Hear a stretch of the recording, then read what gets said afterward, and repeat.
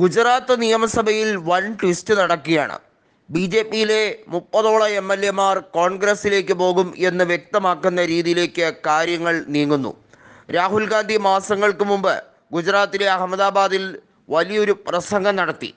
BJP-യുടെ അടിവേര് ഇളകി തുടങ്ങിയിരിക്കുന്നുവെന്നും അയോധ്യയിൽ നടന്ന അതേ രീതിയിലുള്ള രാഷ്ട്രീയ നീക്കം ഗുജറാത്തിൽ, അതായത് BJP-യുടെ ശക്തി ദുർഗത്തിൽ തന്നെ സംഭവിക്കും എന്ന കാര്യമായിരുന്നു രാഹുൽ ഗാന്ധി പ്രഖ്യാപിച്ചതെങ്കിൽ അതിന് ആക്കം കൂട്ടുന്ന രീതിയിലേക്കാണ് ഗുജറാത്തിൽ രാഷ്ട്രീയ നീക്കങ്ങൾ നടക്കുന്നത്. നമുക്കറിയാം, ഇത്തവണത്തെ ലോക്സഭാ തെരഞ്ഞെടുപ്പിൽ ഗുജറാത്തിൽ സൂററ്റ് മണ്ഡലത്തിൽ ഏകപക്ഷീയമായി BJP ജയിച്ചതായി പ്രഖ്യാപിച്ചുകൊണ്ട് തെരഞ്ഞെടുപ്പ് കമ്മീഷനെ വരെ വിഡ്ഢിയാക്കുന്ന രാഷ്ട്രീയ സാഹചര്യമുണ്ടായി.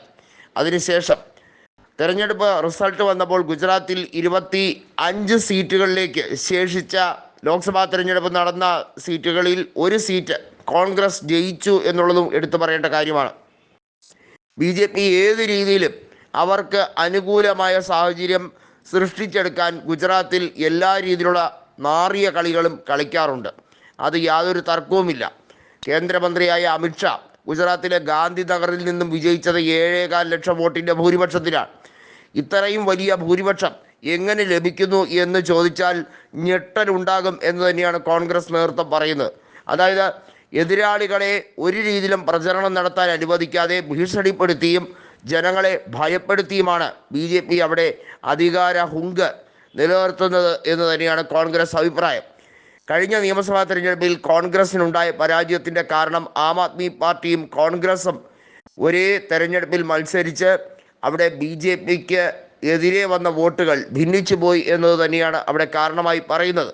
എന്നാൽ ഇത്തവണ കോൺഗ്രസ് അധ്യക്ഷനായ ജഗദീഷ് ഠാക്കൂർ രണ്ടും കൽപ്പിച്ചു തന്നെയാണ്. കോൺഗ്രസിനെ തിരിച്ച് അധികാരത്തിലേക്ക് എത്തിക്കുക എന്നത് തന്നെയാണ് തീരുമാനം. ഇന്ത്യ മുന്നണിക്ക് എല്ലാ പ്രാപ്തിയും അതിനുള്ളത് ഉണ്ടായിക്കഴിഞ്ഞിരിക്കുന്നു എന്നും 2027 നിയമസഭാ തെരഞ്ഞെടുപ്പിൽ അത് ഉണ്ടാകും എന്ന് തന്നെയാണ് പറയുന്നത്. എന്നാൽ അതിനു മുമ്പ് ഇപ്പോൾ രാഷ്ട്രീയ നീക്കങ്ങൾ ആരംഭിച്ചു കഴിഞ്ഞിരിക്കുകയാണ്. 30ഓളം MLA-മാർ കോൺഗ്രസ് പാർട്ടിയിലേക്ക് പോകാൻ വേണ്ടി രാജിവെക്കാൻ ഒരുങ്ങുകയാണ്. അങ്ങനെ വന്നാൽ ഗുജറാത്തിൽ നിയമസഭാ തെരഞ്ഞെടുപ്പ് നടക്കും. നിലവിൽ 156ഓളം MLA-മാർ ഉള്ളതുകൊണ്ട് തന്നെ BJPക്ക് 30ഓ 40ഓ അല്ല 50 MLA-മാർ പോയാലും ഭരണത്തിൽ ഒന്നും സംഭവിക്കില്ല എന്നുള്ളത് യാഥാർത്ഥ്യമാണ്. എന്നാൽ ഭരണത്തിൽ അസ്തിത്വമുണ്ടാകും. മന്ത്രിസഭയിൽ തന്നെ വലിയ രീതിയിലുള്ള പൊട്ടലും ചീറ്റലുമുണ്ട്. നിരവധി പേർ MLA-മാർ മാത്രമായിട്ടുള്ള നിരവധി പേർ മന്ത്രിമാരാകാത്തതിൽ വിഷണ്ണരാണ്. അവർ ഉൾപ്പെടെയുള്ളവർ BJP നേതൃത്വത്തെ കുറ്റപ്പെടുത്തുന്നുണ്ട്. മാത്രമല്ല, നിലവിലെ മുഖ്യമന്ത്രി ഒരു രീതിയിലും ഞങ്ങൾക്ക് അംഗീകരിക്കാൻ കഴിയാത്ത വ്യക്തി എന്ന രീതിയിലേക്ക് നിരവധി MLA-മാർ പ്രധാനമന്ത്രിക്കും ആഭ്യന്തരമന്ത്രി അമിത്ഷായ്ക്കും നിവേദനം നൽകുന്നതായും റിപ്പോർട്ടുകളുണ്ട്. ഗുജറാത്തിൽ ഒരു പൊട്ടിത്തെറി എപ്പോൾ വേണമെങ്കിലും സംഭവിക്കാം എന്നുള്ളത് വ്യക്തം.